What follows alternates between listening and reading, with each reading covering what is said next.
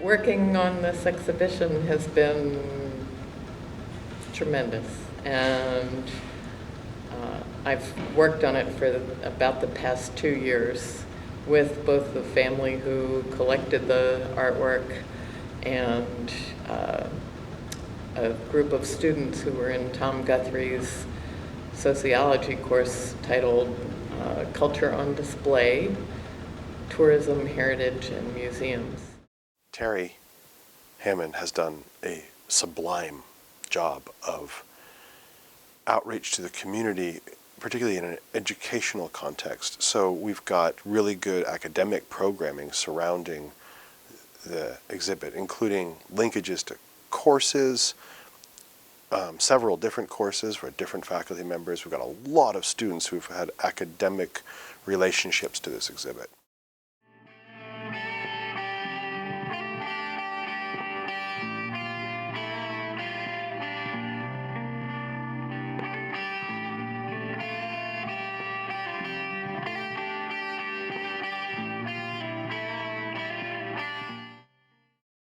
The Inuit art in the forms that you see in this exhibition is a relatively new phenomenon, basically from about the middle of the 20th century, and that's when all of the work in the show dates from. The traditional song that goes with the lamb that I learned from Elisapi Utuva, an elder from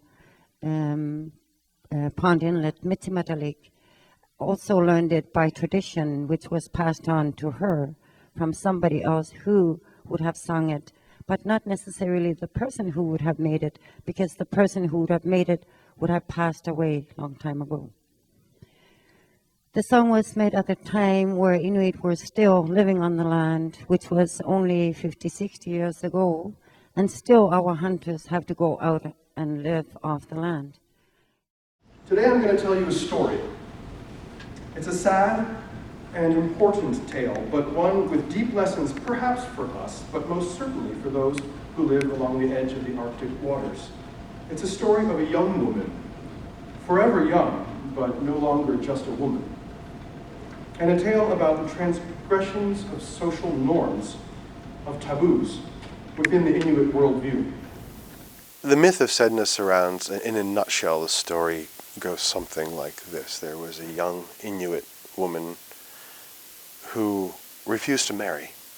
And this girl eventually becomes betrothed to a fulmar, the seabird. And she goes across the seas to live with the fulmar in the promise of a lovely home. And when she arrives, she finds she's been tricked. There's nothing to eat there, and the house is run down. And eventually, she calls for her father to come rescue her. And he does. He comes across the sea and starts bringing her back in a boat. In some versions, the fulmar's killed. And the fulmar's compatriots, or the fulmar or whatever, eventually attack the boat on its way back to her place of origin. And the father, to save his own skin, because the fulmars brew up a storm to sink the boat, he picks Sedna up and chucks her off of the boat into the sea. She turns around and grabs onto the side of the boat, and her father cuts off her fingers, which become the sea mammals. The whales, walruses, bearded seals.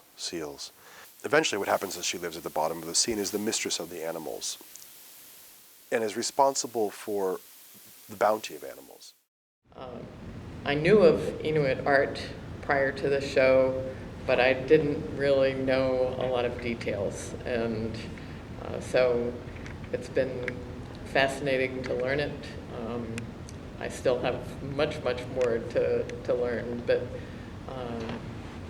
it's been a great experience.